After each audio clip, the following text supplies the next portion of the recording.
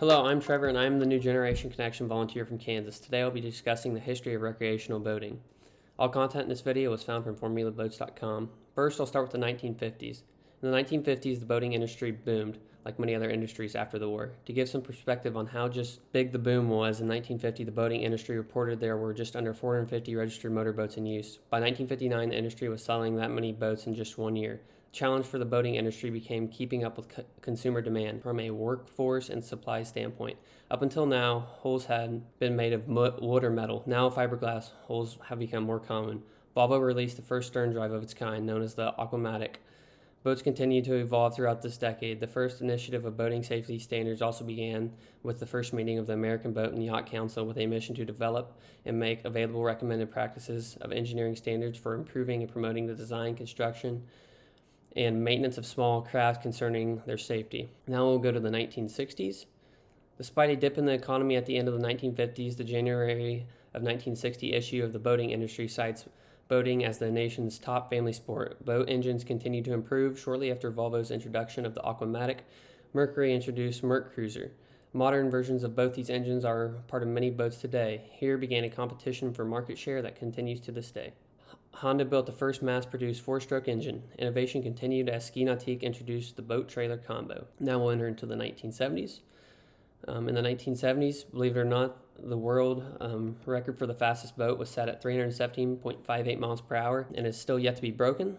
At the same time, concerns about energy efficiency began to rise, partially as a result of the rising gasoline prices, leading to some negative perceptions about a lack of energy efficiency.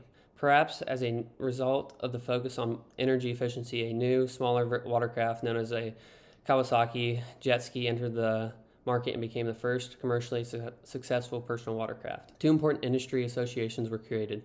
The Marine Retailers Association of America, with more than 50 boat dealers represented, and the Nationwide Marine Manufacturers Association, which is also known as NMMA, and that will be referred on to later on in this, formed by the merger of two previous associations. Both of these marine associations showed continued interest in improving the industry as a whole from professionalism and best practices. Associations helped with the industry in the midst of negative energy efficiency attacks by providing boating energy conservation kits for dealers to use in promoting boats in this new energy-sensitive society.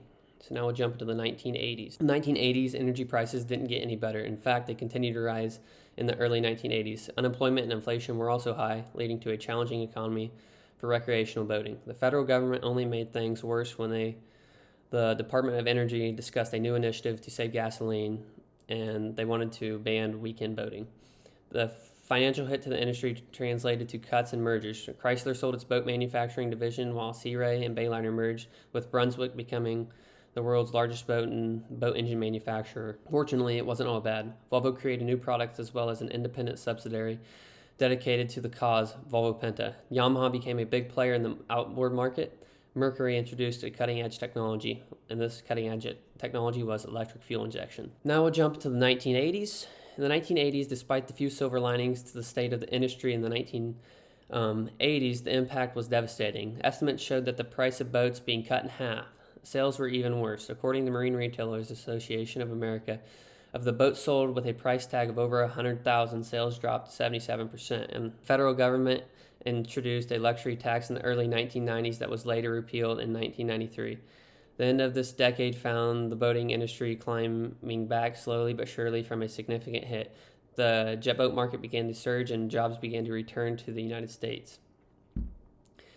Now for the 2000s. The 2000s, it began strong. The global economy began to weaken as the political unrest in the Middle East grew and the World Trade Center was attacked on September 11th. War broke out, natural disaster struck, and the economy took a turn downward. Despite the negative shifts in 2005, 12.94 million registered recreational boating vessels were recorded, the highest in the history.